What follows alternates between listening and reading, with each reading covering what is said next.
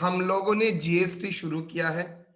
GST में constitutional amendment क्यों GST लगा, ये एक फेज था, वो हम लोगों ने कंप्लीट किया।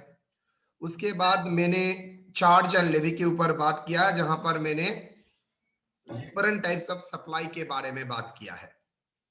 डिफरेंट टाइप्स ऑफ सप्लाई मतलब taxable supply, non taxable supply, exempted supply, nil rate, zero rate, ये सब के बारे में चर्चा किया, including mix supply and composite supply. थोड़ा थोड़ा एग्जांपल भी किया है। अब आज का विषय एंड कल का विषय थोड़ा मेरा प्रैक्टिकली डिफरेंट होगा। मैं अगर आप लोगों से डिस्कस करना चाहूं रिगार्डिंग, सर मुझे ये तो बताइए 91 सीजीएसटी एक्ट में क्या बोला गया था। 91 में बोला गया था लेवी एंड कलेक्शन के बारे में। लेवी मतलब इसके ऊपर क्या चार्ज होगा, बोल रहा है इंट्रास्टेट सप्लाई के ऊपर जीएसटी चार्ज होगा maximum at the rate of 20%, और ये कलेक्ट करेगा taxable person on a rate maximum 20% on the value. Now ये तो आज हम लोग बात करेंगे किसके ऊपर ये जीएसटी का रेट एप्लीकेबल होगा। देखिए ये वैल्यूएशन रूल बहुत बड़ा है, लेकिन ये बड़ा वैल्यूएशन रूल आप लोगों के लिए एप्लीकेबल नहीं है। ये एप्लीकेबिलिटी है CA final, costing final, CS final, ये लोगों के लिए। तो हम लोगों के लिए कितना है, हम लोगों के लिए एकदम सिंपल एरिया है विथ अ ट्रांजैक्शन वैल्यू के विषय के ऊपर। तो आज हम लोग कैसे वैल्यू डिटरमिन करेंगे ये हम लोग देखेंगे। तो चलिए स्टार्ट करते हैं।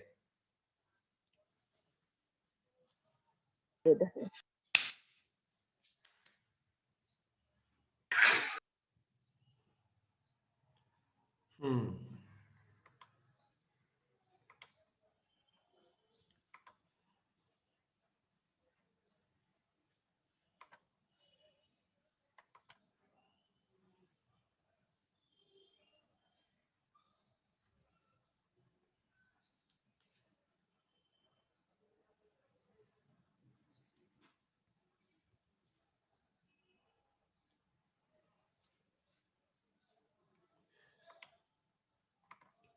हम्म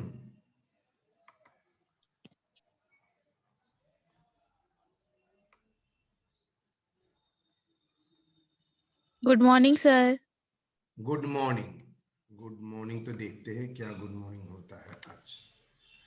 चलिए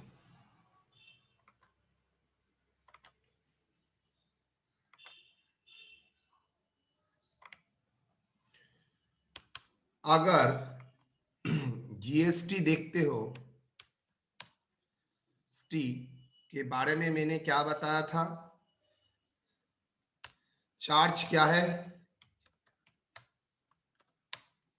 सप्लाई। सप्लाई कितना है, चार्ज है सप्लाई, टैक्सेबल सप्लाई बा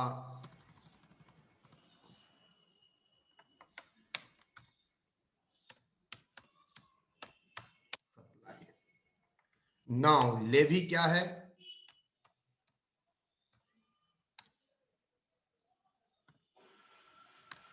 taxable person will collect and pay the GST। तो अमाउंट ऑफ जीएसटी क्या होगा,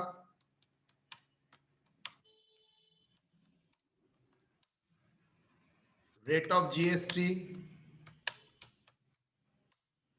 into transaction into the assessable value of supply। जो सप्लाई कर रहा है उसका एसेसेबल वैल्यू क्या है। सो यही ऑन आपका जीएसटी का पिरामिड है। एक charge taxable supply levy taxable person दो प्रकार का हो सकता है। One is forward charge and reverse charge. Forward charge है तो supplier is a taxable person, reverse charge है तो कौन टैक्सेबल पर्सन, बोलो बोलो। Recipient sir. Very good, recipient. अच्छा लड़के, अभिषेक और कुछ नहीं बोलेगा, लड़की लोग अगर नहीं बोलेगा तो मैं एकदम बहुत सैड हो जाऊंगा। रेसिपिएंट इज उत्तर दिया जी। Sorry, recipient will pay the tax. Okay, तो आईटीसी का बेनिफिट, आईटीसी का बेनिफिट ऑलवेज, आईटीसी मतलब इनपुट टैक्स क्रेडिट का बेनिफिट किसको मिलता है, इनपुट टैक्स क्रेडिट का मिलता है। अल्टीमेट जो पे करता है, तो अल्टीमेट कौन पे किया, ऑलवेज कंज्यूमर ही पे करता है, तो कंज्यूमर को ही आईटीसी का बेनिफिट मिलेगा। वो अगर सप्लायर पे कर देता है तब भी कंज्यूमर को मिलेगा। अगर सप्लायर पे नहीं करता है, रेसिपिएंट खुद पे करता है, तो उसका पेमेंट का चालान के बेसिस में उसको इनपुट टैक्स क्रेडिट मिलेगा। ना मुझे देखना है ये एसेसेबल वैल्यू ऑफ सप्लाई क्या है जिसके ऊपर टैक्स का कंप्यूटेशन होगा। Now we are talking with the valuation under GST. हम लोग वेरी सिंपल केस करेंगे। हम लोग क्या करेंगे, वेरी सिंपल केस, कोई स्पेशल केस में जाएंगे ही नहीं बिकॉज हम लोगों का सिलेबस में है ही नहीं। वहां पर क्या बोला है, assessable value equal to transaction value. Transaction value का मतलब जिस प्राइस में हम लोग ट्रांजैक्शन करते हैं, ये ट्रांजैक्शन वैल्यू को हम लोग एक्सेप्ट करेंगे if the following conditions are satisfied.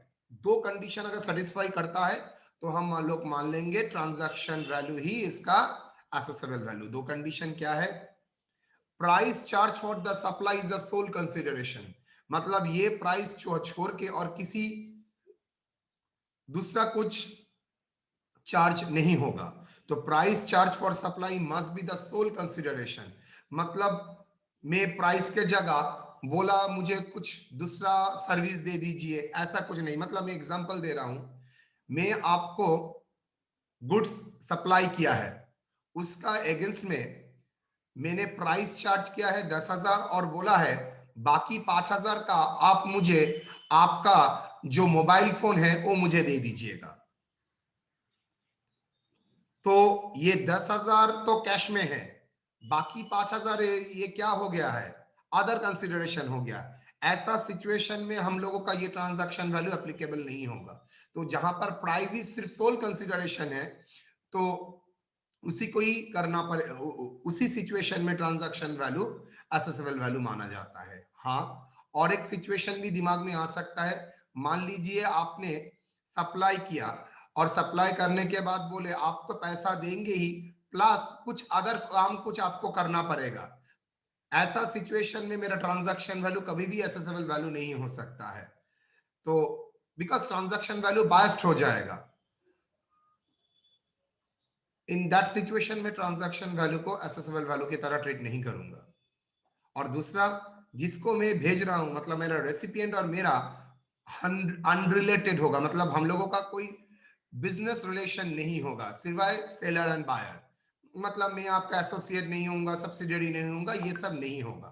तो मतलब नॉर्मल सिचुएशन में क्वेश्चन आता है under which situation transaction value equal to assessable value. तो आंसर होगा if two conditions are satisfied then we are assume transaction value equal to assessable value. दो first क्या, supplier recipient of supply, supplier and recipient of the supply of goods or services or both are not related, दोनों के भीतर कोई relation नहीं रहेगा। ये relation क्या क्या होता है वो जीएसटी में बोला गया है, हम लोग कॉमन सेंस में जानेंगे। कोई बिजनेस सिवाय सेलर और बायर छोड़ के और कोई अदर रिलेशन, मेरा एजेंट मेरा डीलर, ऐसा कोई रिलेशन नहीं होगा। और price charge for the supply must be the sole consideration, पूरा प्राइस ही उसका सोल कंसिडरेशन होगा, इसके बाहर कुछ नहीं होगा। ये दो सिचुएशन में मैं मान के चलूंगा ट्रांजैक्शन वैल्यू ही इसका एसेसेबल वैल्यू। नाउ सवाल आता है what is a transaction value. आपने तो बोल रहा है very easily transaction value is assessable value. Transaction value is the price actually paid और पेबल, पेड मतलब आपने दिया है और फ्यूचर में देंगे, मतलब डेफर्ड पेमेंट, ये पेबल का मतलब ही होता है पेमेंट, मतलब दैट इज क्रेडिट।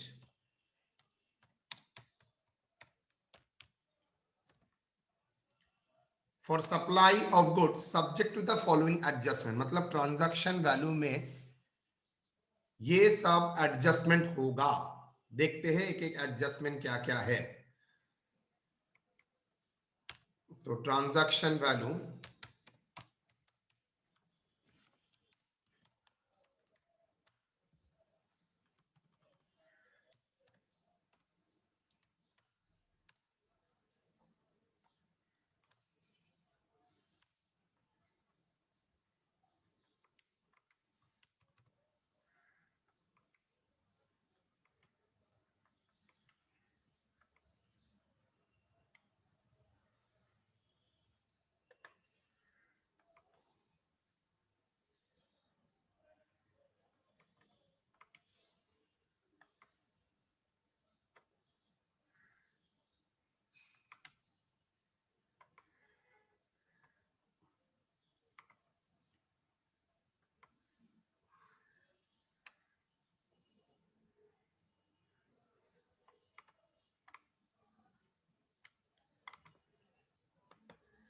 इसका दो पार्ट होता है,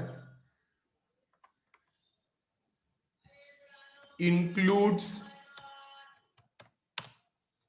एंड एक्सक्लूड्स।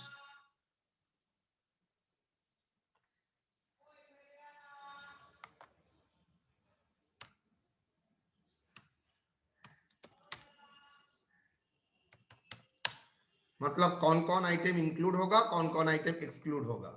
पहले मैं एक्सक्लूशन को देखूंगा, मतलब इसको मैं बोलता हूं नेगेटिव। एक्सक्लूड मतलब माइनस हो जाएगा, अगर रहेगा भी माइनस होगा, अगर नहीं रहता है तो सवाल नहीं है इंक्लूड करने का, माइनस हो जाएगा। क्या क्या?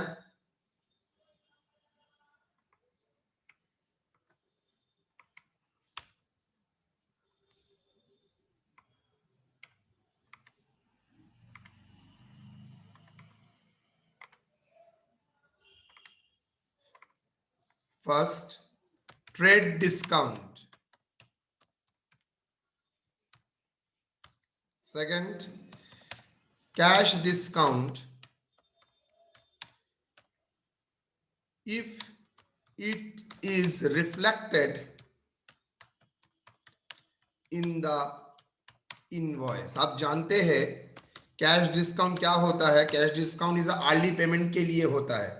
अगर वो इनवॉइस में रिफ्लेक्ट होता है, इनवॉइस में अगर दिखा रहा है आपको 15 दिन के भीतर अगर पेमेंट करेंगे तो टैक्स 5% डिस्काउंट मिलेगा, तब ये डिस्काउंट भी आप उसको क्या करेंगे, लेस करेंगे, अगर आपके लिए नोन है तो। अगर अननोन है तो आप लेस नहीं करेंगे, और ट्रेड डिस्काउंट ऑलवेज लेस करेंगे। Any kind of GST if included, अगर इंक्लूडेड है एनी काइंड ऑफ जीएसटी तो उसको माइनस करेंगे 100%। अगर एनी काइंड ऑफ जीएसटी, मतलब एनी काइंड ऑफ जीएसटी का मतलब sir IGST, CGST,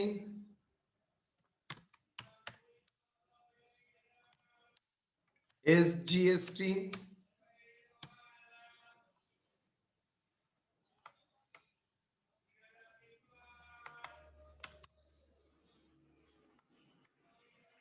UTGST, GST compensation.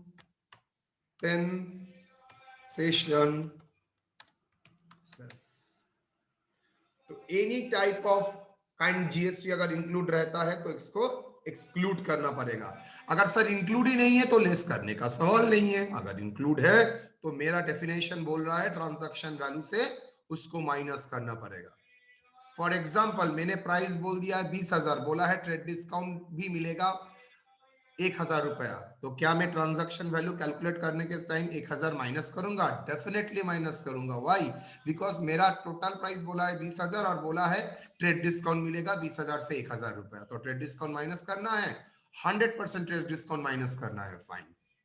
Cash discount minus करना है, यस, कैश डिस्काउंट भी माइनस करना है। उसके भीतर जीएसटी इंक्लूडेड है 3000, तो क्या जीएसटी माइनस करना है, यस। अगर इंक्लूडेड है तो ट्रांजैक्शन वैल्यू कैलकुलेट करने के टाइम जीएसटी माइनस हो जाएगा, तो वहां से जीएसटी माइनस हो जाएगा। सर अगर यही बोलता है 20,000 में जीएसटी 3000 इंक्लूडेड नहीं था, क्या मैं फिर से माइनस करूंगा? क्या बच्चों की तरह बात कर रहे हो सर? अगर आइटम इंक्लूड ही नहीं था तो लेस क्या करूंगा? लेस का मतलब क्या होता है? जिंदगी में मौजूद है उसको डिडक्ट कर दो। एक्स बॉयफ्रेंड को आप लोग क्या करते हो? लाइफ से वॉश आउट कर देते हो। Why wash out? बिकॉज मेरे लाइफ में है तो मेरे लाइफ में से आउट कर देना है, वॉश आउट कर देना है, तो इसका मतलब है एक्सक्लूड कर देना है। लेकिन अगर आपका जिंदगी में बॉयफ्रेंड है तभी तो आप एक्सक्लूड करेंगे। लेकिन जिंदगी में अगर बॉयफ्रेंड ही नहीं है, जैसे अभिषेक, उसका कोई गर्लफ्रेंड ही नहीं है, तो वो क्या करेगा? नेचुरली उसको कुछ माइनस करना नहीं है। लेकिन पुष्पांकर जिसका बहुत सारा गर्लफ्रेंड है, उसको न्यू लाने के लिए क्या करना पड़ेगा? पुराने को माइनस माइनस माइनस करना पड़ेगा। लेकिन अभिषेक का तो मेरा छिवा छोड़ के और कोई है ही नहीं, तो अभिषेक क्या करेगा? उसका तो कोई माइनस करने का टेंशन नहीं है। तो ठीक है, that is the exclude portion I have discussed. तो ट्रेड डिस्काउंट का मतलब होता है जो बिजनेस डिस्काउंट, अगर माइनस है तो ठीक है, माइनस नहीं है तो माइनस करना पड़ेगा। Cash discount at the time of transaction अगर नोन है, at the time of transaction अगर कैश डिस्काउंट नोन है तो उसको क्या करना पड़ेगा? माइनस करना पड़ेगा। लेकिन सर बाद में पता चला तो तब माइनस नहीं करूंगा। Next, any kind of GST अगर इंक्लूडेड है तो उसको भी लेस करना पड़ेगा। सर ऑलरेडी अगर प्राइस में जीएसटी इंक्लूड नहीं है तो लेस करने का भी कोई मतलब नहीं है। Clear or not? एक्सक्लूड का मतलब तो ही होता है अगर जिंदगी में है तो निकाल फेंको, अगर जिंदगी में है नहीं है तो डोंट थिंक, कुछ माइनस नहीं करना है, इग्नोर करो। Clear or not? Yes, sir. Pushpankar दे। Yes, sir. एकदम क्लियर तो? Yes, sir.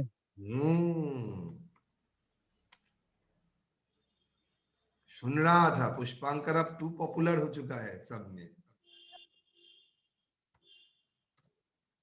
चलो जी,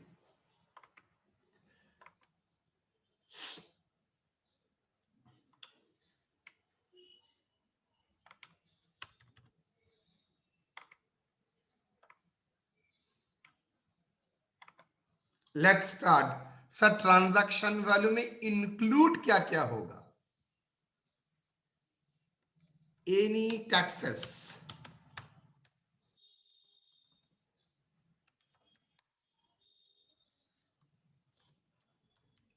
अदर देन, सर आपने तो कुछ देर पहले ही बोला है टैक्स माइनस हो जाएगा, लिखने दो मुझे।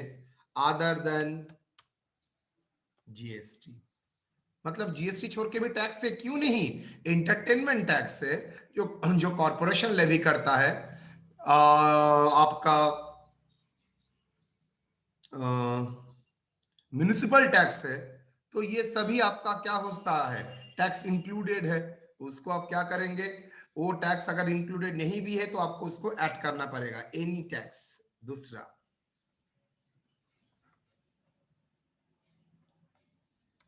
इंसिडेंट, अच्छा, commission,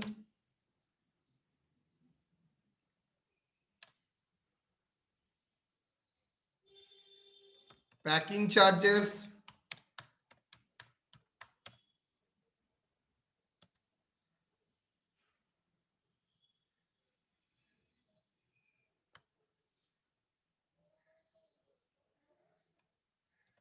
any expenses,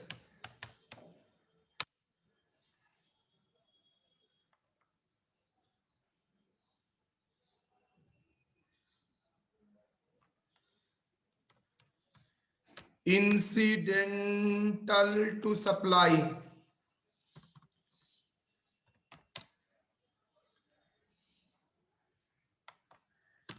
incidental to supply,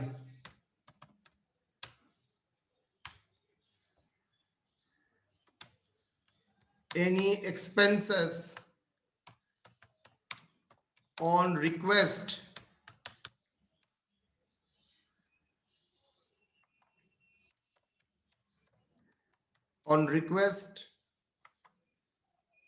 of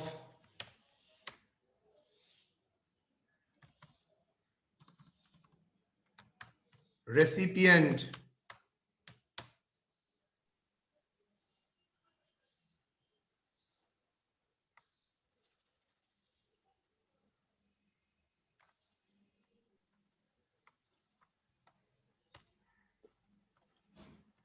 obligation of supplier borne by recipient.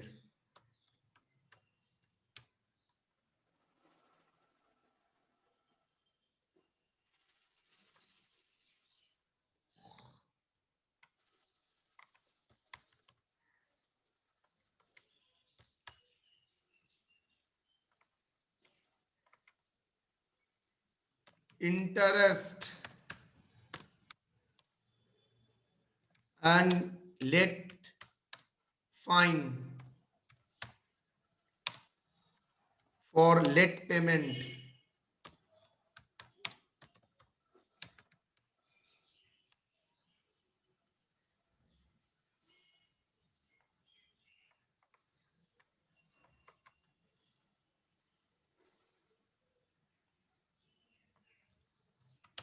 subsidy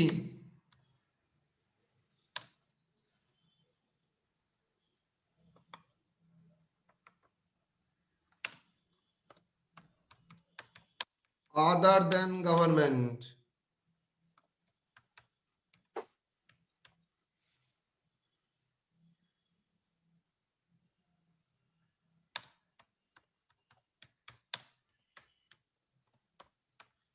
government अगर डायरेक्ट सब्सिडी देता है तो वो कभी भी ऐड नहीं होगा. अदर देन जनरल सब्सिडी देता है, बाहर से नॉन जियो डायरेक्ट देता है, इनडायरेक्ट देता है, वो ऐड हो जाएगा. तो ये सब आइटम क्या होगा, ट्रांजैक्शन वैल्यू से में ऐड होगा. अगर ऑलरेडी इंक्लूडेड है तो इग्नोर, अगर इंक्लूडेड नहीं है तो फिर से ऐड करो. अगर ऑलरेडी ये सब girlfriend A B C D E F अगर ऑलरेडी गर्लफ्रेंड मौजूद है लाइफ में तो इंक्लूडेड है तो कुछ नहीं करना है. अगर इंक्लूडेड नहीं है तो सबको लाइफ में ऐड करते जाओ. तो चलिए हर विषय के ऊपर थोड़ा थोड़ा टिप्पणी करेंगे.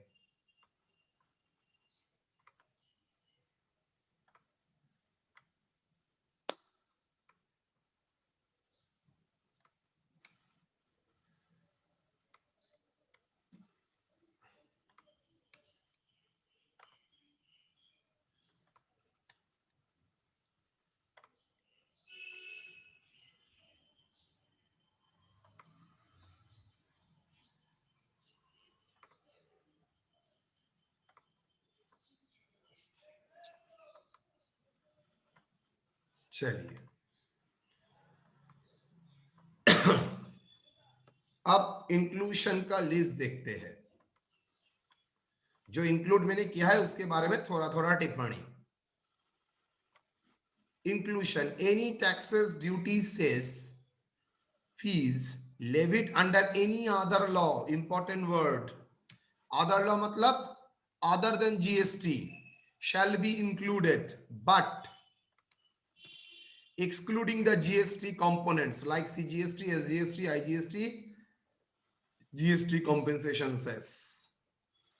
ओके मतलब बोल रहा है सब टैक्स ऐड हो जाएगा other than GST. Note, if nothing mentioned is in the price, it is assumed that the price is inclusive of GST.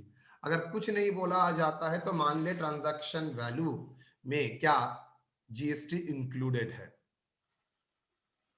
Incidental expenses relating to supply charged by the supplier to the recipient shall be part of the assessable value. Incidental expenses मतलब supply में time as a condition of supply आपको कुछ expenses करना पड़ता है तो ये सब क्या होगा आपका ऐड होता जाएगा. जैसे commission packing charges. What type of commission? Selling commission, packing charges, माने any expenses which a condition of sale, sale का कंडीशन ही है आपको ये खर्चा करना ही पड़ेगा, तो you will add selling commission, packing charges. Other items का मतलब any expenses relating to the supply and condition of supply, ये दो आइटम स्पेसिफिकली बोल दिया है, कमीशन एंड पैकिंग चार्जेस। लेकिन ये दो छोड़ के बहुत सारा आइटम है जो कि सप्लाई के साथ कंडीशन ऑफ सेल है, मतलब सप्लाई करने के लिए ये सब आपको करना ही पड़ेगा, जैसे ट्रांजिट इंश्योरेंस, जैसे डिलीवरी चार्जेस, इंस्टॉलेशन, धर्मदा चार्जेस, मतलब कभी कभी कुछ लोकल डोनेशन देना पड़ता है, इसको बोलता है धर्मदा चार्जेस। ये यूपी, बिहार, गुजरात में ये चीज देखा जाता है।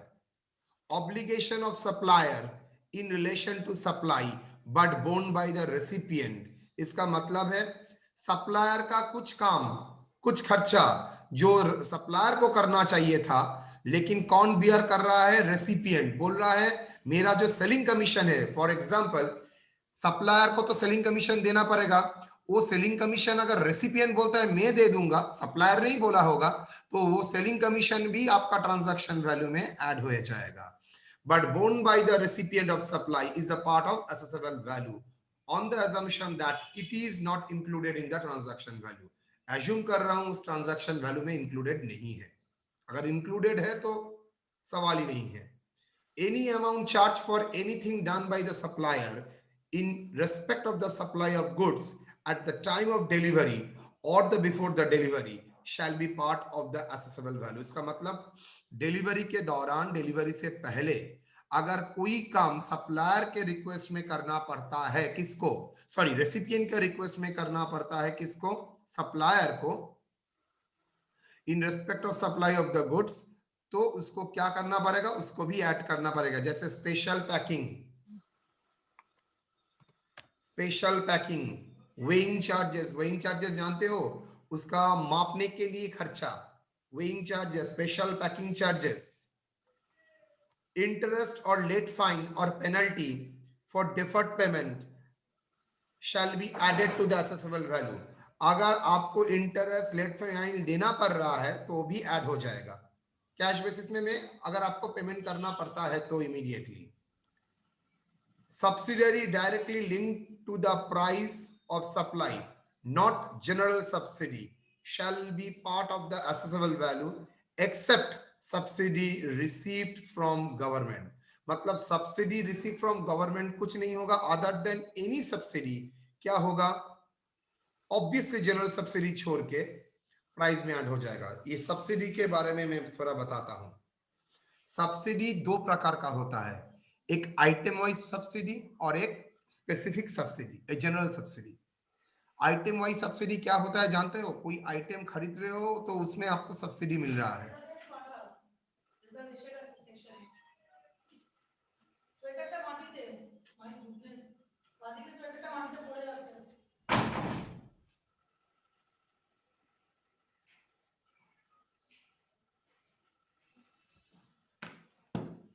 तो आप क्या करेंगे?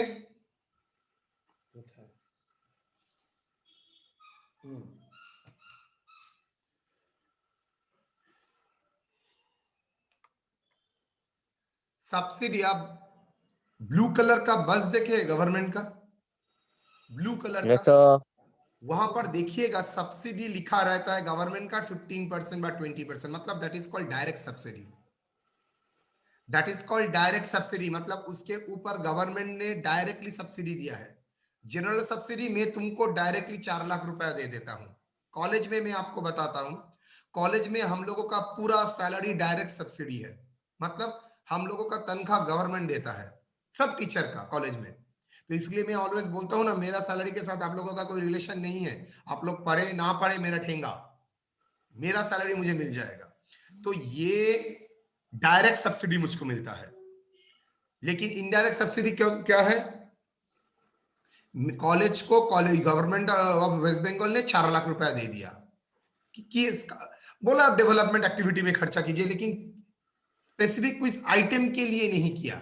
अगर स्पेसिफिक आइटम के लिए नहीं होता है तो जनरल सब्सिडी, लेकिन स्पेसिफिक आइटम के लिए अगर होता है तो ये स्पेसिफिक सब्सिडी। ये गवर्नमेंट के लिए है। तो गवर्नमेंट अगर स्पेसिफिक सब्सिडी देता है, जनरल सब्सिडी तो कहीं पर नहीं आएगा, स्पेसिफिक सब्सिडी देता है तो उसको ऐड नहीं करेंगे। लेकिन अदर देन गवर्नमेंट कोई एनजीओ, कोई प्राइवेट ऑर्गेनाइजेशन अगर सब्सिडी देता है तो वो क्या हो जाएगा, वो ऐड हो जाएगा। ओके, तो subsidy directly linked with the price add हो जाएगा, जनरल सब्सिडी नहीं होगा। चलिए आप लोग एक बार देख लीजिए। और एक्सक्लूशन में क्या बोला है, ट्रेड डिस्काउंट, कैश डिस्काउंट मैंने बोल ही दिया था, और जीएसटी कंपोनेंट्स, पूरा चीज मैंने आपके सामने रखा है। आप लोग इसको ध्यान से देखिए, ये मैटर को ध्यान से देखिए।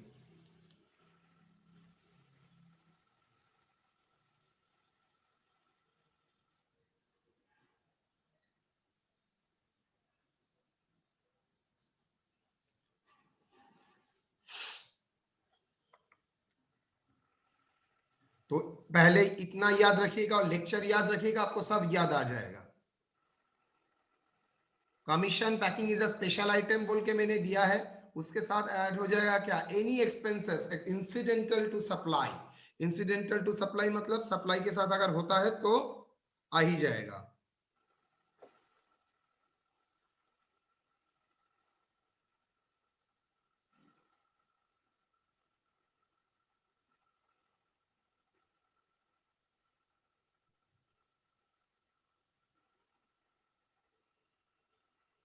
सर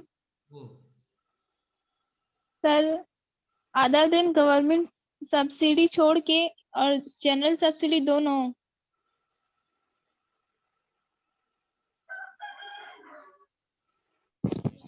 हेलो हाँ बोलो बोलो, सर, रेडी। सब्सिडी में गवर्नमेंट सब्सिडी और जनरल सब्सिडी दोनों को छोड़ के। गवर्नमेंट का कोई सब्सिडी आप हाथ नहीं लगाएंगे, लेकिन अगर गवर्नमेंट छोड़ के कोई प्राइवेट पार्टी सब्सिडी देता है कोई स्पेसिफिक आइटम के लिए तो वो ऐड हो जाएगा। अच्छा, लेकिन वही पार्टी अगर जनरल सब्सिडी देता है तो उस आइटम के साथ ऐड ही नहीं होगा। नेचुरल, मैं तो प्रोडक्ट के साथ रिलेट ही, सप्लाई के साथ रिलेट ही नहीं कर सकूंगा, तो ऐड कैसे करूंगा। इसलिए जनरल सब्सिडी को छोड़ के रखा है, लेकिन स्पेशल स्पेसिफिक सब्सिडी को बोला है ऐड होगा अदर देन गवर्नमेंट। सब्सिडी दो प्रकार, general specific. General subsidy ignore, special subsidy add होगा in case of other than government. Government होगा तो कुछ नहीं होगा। चलिए, फीस देते हैं तो इतना तो आपको पढ़ने का हक ही है। बाप रे बाप, सब घटिया स्टूडेंट। सब्सिडी देख क्या होता है अब, इज वेरी इंपॉर्टेंट। आज का क्लास आपका बहुत काम में आएगा।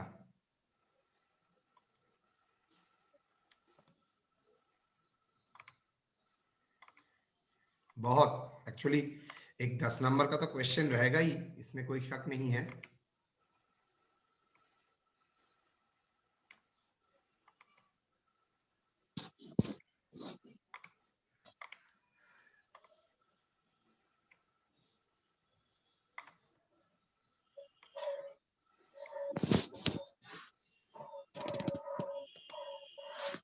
General subsidy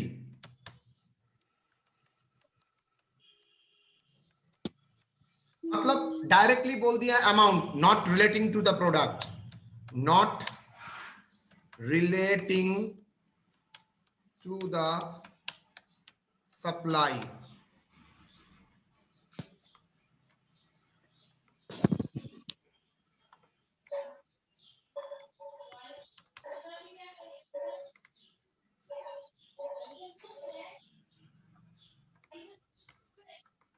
not relating to the supply, और ये क्या है, ad text. Specific supply, specific subsidy relating to the government, relating to the supply।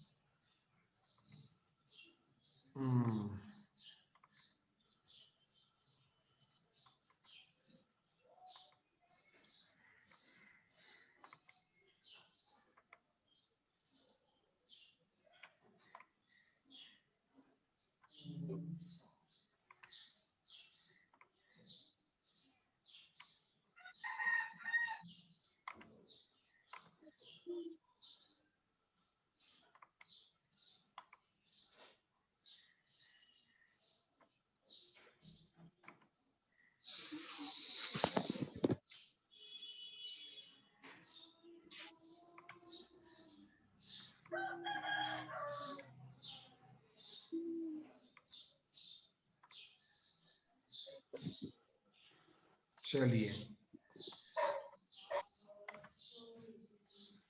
From government,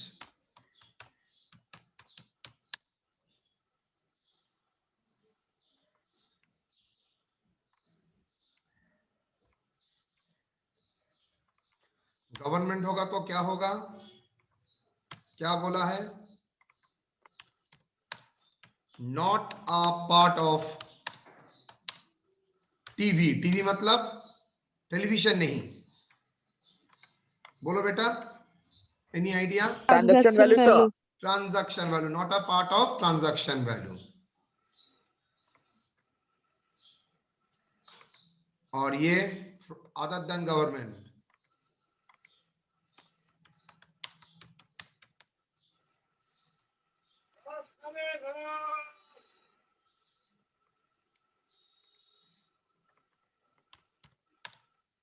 part of transaction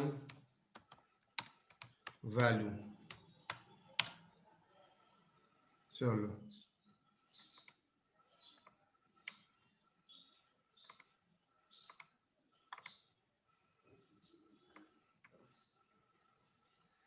part of TV, okay. तो गवर्नमेंट दे रहा है तो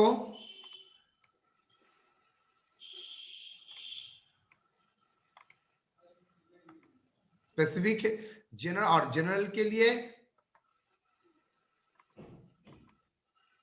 not a part of TV, transaction value इसका part ही नहीं है। I think clear. जो परवीन ने सवाल किया था, परवीन क्लियर है जिसने सवाल किया था? यस सर, क्लियर है। ओके, तो जनरल सब्सिडी है तो ट्रांजैक्शन वैल्यू में ऐड नहीं होगा, लेकिन अगर specific subsidy other than government है तो ऐड होगा। अगर ऑलरेडी इंक्लूड है तो इग्नोर करो, और अगर ऑलरेडी इंक्लूड नहीं है तो ऐड करना पड़ेगा। देख लीजिए, मैंने एक फॉर्मेट दिया है, लेकिन ये फॉर्मेट को मैं कभी दिमाग में नहीं रखता हूं। ये है लिस्ट प्राइस। लिस्ट प्राइस से ट्रेड डिस्काउंट माइनस करो, कैश डिस्काउंट माइनस करो, mention in the invoice. Local tax करो, मतलब अदर देन जीएसटी जो टैक्स लगता है, पैकिंग ऐड करो, कमीशन, डिलीवरी, धर्मदा, वेइंग चार्जेस, सब्सिडी अगर मिलता है गवर्नमेंट से तो ये सब्सिडी ऐड करो। Other than government assessable value हो जाएगा less GST, GST into rate. अच्छा, एक प्रॉब्लम मैं आपके सामने रखता हूं, तभी क्लियर होगा। यहां तक कोई डाउट? यहां तक कोई डाउट? No sir.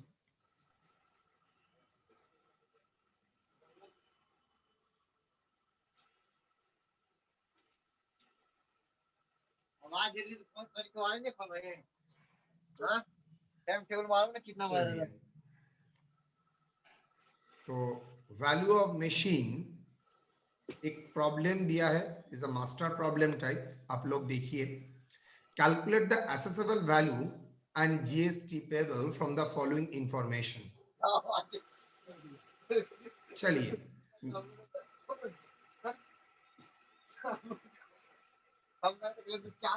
मैं आप लोगों को दिया तो था, value of machine including GST 10 lakhs। The invoice value excludes the following, मतलब इनवॉइस वैल्यू में 10 लाख छोड़ के ये सब नहीं है। क्या है? Taxes other than GST charge separately charge किया है 14,000, weighing charge 25, consultancy charge for pre installation 25, installation charges 15, transit insurance 5,000, special packing charges 2,000, selling commission paid by the buyer 5,000, freight 16,000, dharamda charges 4,000, interest and late fees charged for delayed payment 12,000. Other information, subsidy received for that product from central government 15,000, subsidy from NGO for purchasing the machine 16,000, trade discount and cash discount shown in the invoice 28,000. So ये मेरा दिया था क्या? Value of the machine, list price. कैसे पता चला list price? Because उसमें ये सब आइटम इंक्लूडेड था ही नहीं। चलिए, सोल्यूशन ऑफ एसेसेबल वैल्यू, बोलिए क्या होगा? Tax other than GST add होगा ना नहीं होगा? ऐड होबे क्यों ऐड होगा? ऊपर में आइए, सर, इंक्लूड होबे तो ओटा any tax other than GST 14,000। Weighing charges, ये किसके कहने पे कर रहा है? सप्लायर रेसिपिएंट का कहने पे कर रहा है। और बिफोर द डिलीवरी, मतलब anything done before the delivery will be added. Consultant sir এই বেং চার্জেসটা কি sir?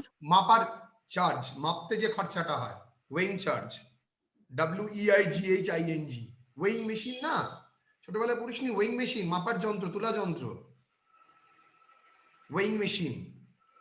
Consultancy charge for pre installation, supply machine को इंस्टॉल करने के लिए आपको कंसल्टेंसी देना पड़ेगा, बिकॉज नहीं तो आप मशीन का इंस्टॉलेशन नहीं होगा, तो इसलिए कंसल्टेंसी चार्ज 25,000 भी ऐड होगा। इंस्टॉलेशन चार्ज 15,000 वो भी ऐड होगा, बिकॉज इंस्टॉल करना ये आपका क्या है? As a condition of cell.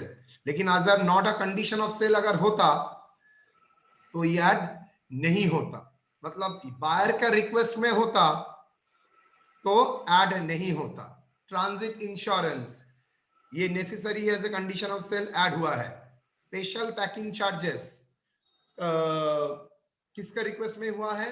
Recipient का, बायर का, ऐड हुआ है। Selling commission paid by buyer, ये सेलिंग कमीशन तो सेलर को पेड करना चाहिए था, बायर पे कर रहा है, मतलब सेलर सेलिंग कमीशन का कोई ऑब्लिगेशन कौन पे कर रहा है? रेसिपिएंट पे कर रहा है, तो ऐड हो जाएगा। फ्रेट 16,000, ट्रांजिट जैसे माल लाने का खर्चा। धर्मदा charges 4,000, interest and late fees charge for delayed payment 12,000 add हो जाएगा। अदर इंफॉर्मेशन, सॉरी,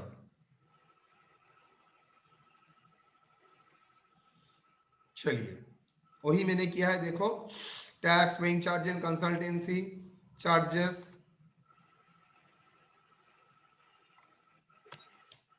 सब आइटम ऐड होगा, बिकॉज कंडीशन ऑफ सेल है।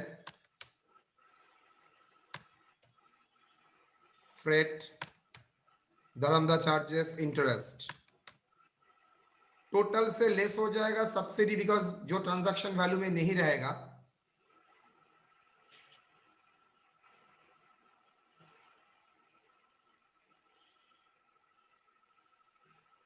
ये लेस क्यों होगा? सॉरी,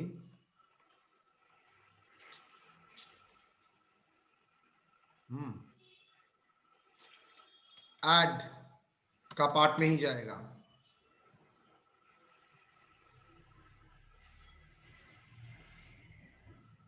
सब्सिडी फ्रॉम गवर्नमेंट, क्या वो ऐड होगा? सब्सिडी फ्रॉम गवर्नमेंट ऐड होगा? No sir. नो। अच्छा, subsidy from NGO for purchasing the machine add होगा। Now less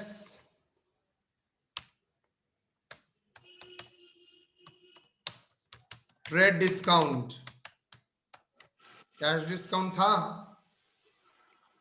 trade discount less exclusion,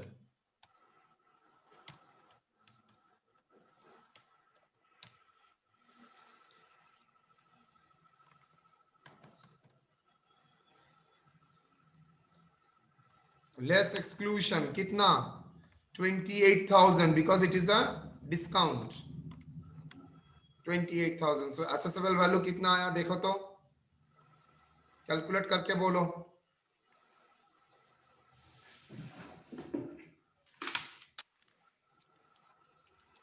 $10 lakhs plus 14,000 plus 25,000 plus 25,000 plus 15,000 plus 5,000, 2,000 plus again 5,000 plus 20,000 plus 12,000 plus 16,000 minus 28,000, 11 lakh 11,000। देखो तो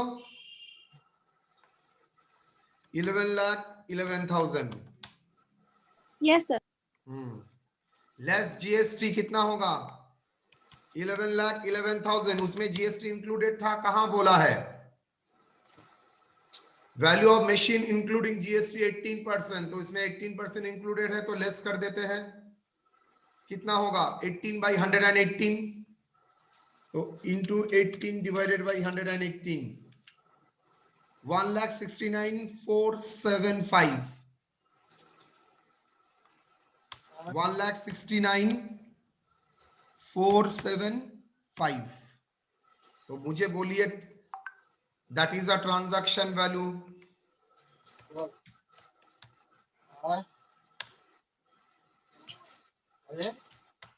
Equal to assessable value, how much? 9,41,525. 500. 25. Now दो case assume करके मैंने problem करूंगा। एक case 1, GST payable assuming interest rate supply, तो 9% on किसके ऊपर लगेगा बेटा? 9,41,525, और एसजीएसटी 18% था, उसको डिवाइड कर लिया।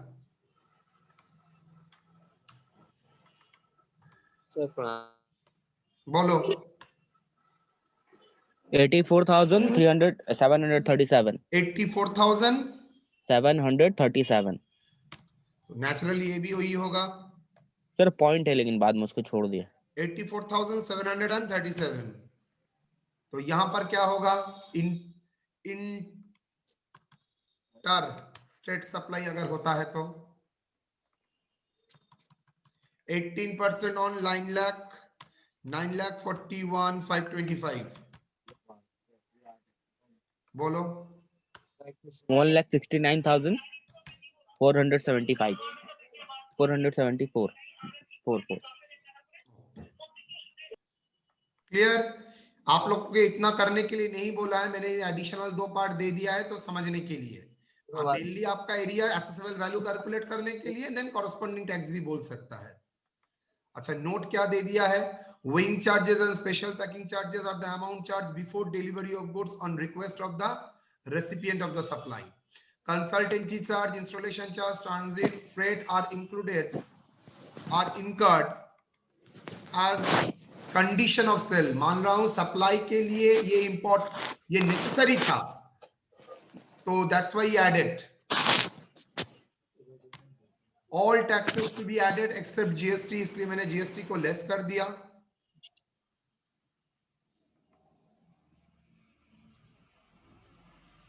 जीएसटी इंक्लूडेड था इसलिए लेस किया, दूसरा टैक्स इंक्लूडेड नहीं था और वो ऐड करना चाहिए था इसलिए मैंने ऐड किया। परचेस कमीशन एंड धर्मदा charges paid by the buyer, purchase commission and धर्मदा charges paid by the buyer on behalf, purchase commission नहीं है तो सेल्स कमीशन है, सेलिंग कमीशन है। देखते हैं क्या बोला है। Selling commission, selling commission and dharamda charges paid by the buyer on behalf of supplier is a part of transaction value, is a part of transaction value. Okay, तो हम लोग valuation under GST under section 50 कर रहे थे, जिसका notes मैंने आपके सामने रखा है, आप लोग कर सकेंगे।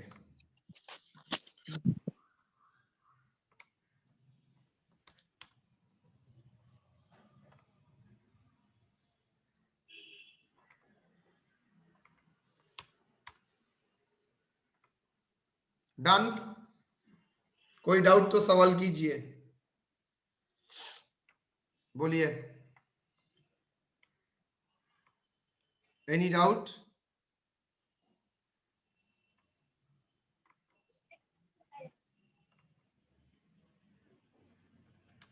क्लास नंबर कितना था?